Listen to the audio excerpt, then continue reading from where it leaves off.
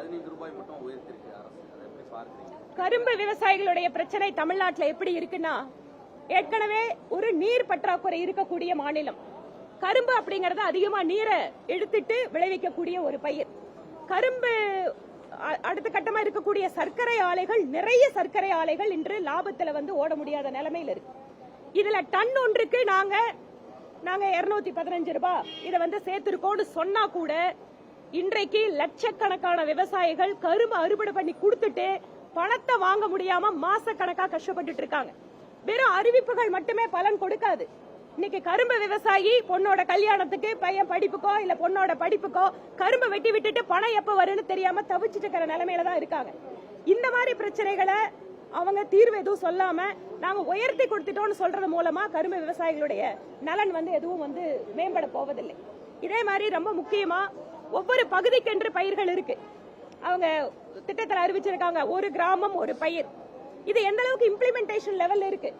இதுக்கான விவசாயிகளுக்கு நாங்க வாட்ஸ்அப் குழுக்களை உருவாக்குவாங்க. நாங்க போன முறையும் பட்ஜெட்ல அறிவிச்சாங்களே, எத்தனை வாட்ஸ்அப் குழுக்களை உருவாக்குனாங்க? அதுக்கான ஆக்ஷன் டேக்கன் ரிப்போர்ட்ல என்ன நடந்திருக்கு?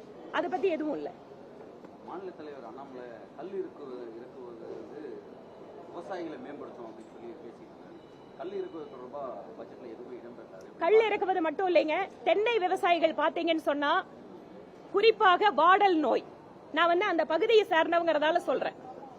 கேரளாவோட வாடல் நோய் காரணமாக லட்சக்கணக்கான ஏக்கரில் குறிப்பாக பொள்ளாச்சி, கடத்தக்கடவு, திருப்பூர், கோயம்புத்தூர் பகுதி விவசாயிகள் கடுமையா பாதிக்கப்பட்டிருக்காங்க. இந்த வாடல் நோய் கிட்டத்தட்ட 4-5 வருஷமா இருக்கு. இதற்கு காரணம் என்ன? இதற்கு தீர்வு கண்டுபிடிச்சு அந்த விவசாயிகளுக்கு கொடுக்கணுங்கிறது எதுவும் இல்ல. இந்த பட்ஜெட்ல ஏதோ ஒரு குறிப்பிட்ட அமௌண்ட் ஒதுக்கிட்டு வேலை முடிச்சதுன்னு பாக்குறாங்க. தீர்வு என்னங்க? அந்த விவசாயிகள் இன்னைக்கு மரத்தை வெட்டிட்டு இருக்காங்க, தென்னை மர விவசாயிகள். இரண்டாவது, நீண்ட நாள் கோரிக்கை விவசாயிகளோடது, ரேஷன் கடையில் தேங்காய் எண்ணெய் கொடுக்க வேண்டும். தேங்காய் எண்ணெய் தமிழ்நாட்டில், கேரளாவில் இங்க இருக்கிற பகுதி மக்கள் தான் அதிகமா பயன்படுத்தக்கூடிய எண்ணெய். இத மாநில அரசு ஒரு வெளிநாட்டில் இருக்கக்கூடிய ஒரு எண்ணெய்க்கு இங்க மானியத்தை கொடுத்து இறக்குமதி பண்றாங்களே, நம்ம விவசாயிகளை காப்பாத்துறதுக்காக இப்ப கூட கொள்முதல் செய்யப்பட்ட தேங்காய் கொப்பரைகள் மத்திய அரசோட நாஃபெட்ல இருக்கு. அதை கொள்முதல் செய்யப்பட்ட விலையிலிருந்து அதே விலைக்கு கேட்டா கூட மத்திய அரசு கொடுக்கறதுக்கு வாய்ப்பு இருக்கு.